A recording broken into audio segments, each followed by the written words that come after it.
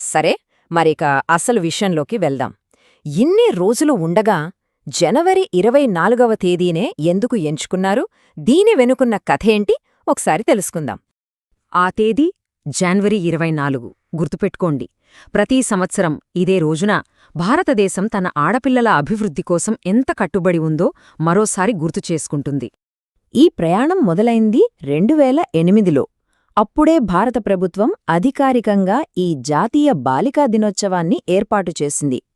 ఆ తర్వాత 2015లో ఈ లక్ష్యాన్ని మరింత ముందుకు తీసుకెళ్లేందుకు బేటీ బచావో బేటీ పఢావో అనే ఒక చారిత్రాత్మక పథకాన్ని కూడా మొదలుపెట్టారు.